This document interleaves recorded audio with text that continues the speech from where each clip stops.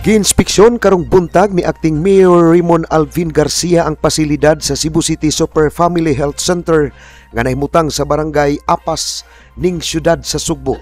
Nasayra ni Garcia nga duha na katuig nga nahuman sa kontraktor ang building ug na-turnover na sab sa Department of Health sa kagamhanan sa dakbayan ni adtulang buwan sa Abril niining tuiga.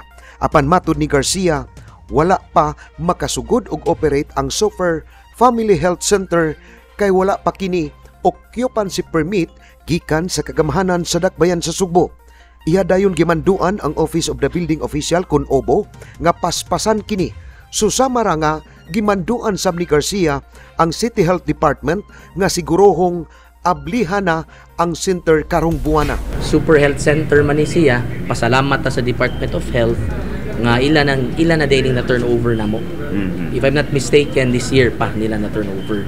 So it's a matter na lang of getting the occupancy permit kay para matauran na og kurintis beko kay kani di pa man ni ang mao ang sa beko, no? And then we can finally start operating. I gave them a deadline nga kinahanglan mag-opening na yun daw o the 28th of this month. Kianugnan si Garcia nga nagtan-aw sa building nga wala magamit.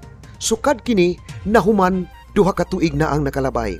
Suma pa niya nga kun nagamit palang unta kini, maminusan ang mga pasyente nga gidala sa pampublikong tambalanan, ilabi na sa mga pribadong hospital. Dili lang ang mga residente sa barangay Apas ang makabenepisyo niini. Lakip na unta ang mga residente sa kasikbit nga mga barangay. So ngano lang ngayon pa mo natog abli? Duha na ka tuig wa gyapon na abli. Duha ka tuig. Kasabot uta ta kay kung pandemic, hinuon sa pandemic samot nagkadaghan pero ngano takes us 2 years. Muna akong giingon bang unsa man ta sa kuan unsa ta usahay ba? Na ating halitay kanang manya na habit ba ni? We don't have the sense of urgency anymore in government nga. Di na to mapadali og paapabli na to ang mga importante kay mga facilities diri sa syudad sa Sugbo, no? The same with Guba, 6 years. Ang pondo niini nga 14.9 milyones ka pesos gikan sa panudlanan sa Department of Health Region 7 samtang ang syudad maoy muhatag sa ubang mga ekipo nga gikinahanglanon sa inanay nga paagi. Ang City Health Department maoy mudumala niini apan sa pagkakaron nga wala pa mag-operate ang Super Family Health Center, itugyan lang una sa Barangay Apas ang pagbantay niini. Suma pa sa DOH-7, kini mao'y unang Super Family Health Center sa tibuok Central Visayas.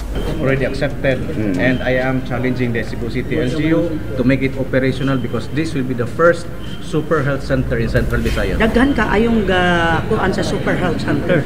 In fact, tulo ka buok ang atong ikuanon niya sa Cebu City. Naatay Labangon, naatay Basak, pero still ang Basak sa Nicolas is under negotiation.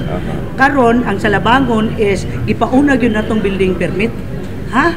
So identified na, gikural na, mo-start na sa siya. Unya, sa gingon pa sa atong DOH, kanang ato yung gipaspasan, no? Kini ang balita. Ray Pasaporte, Cebu City News.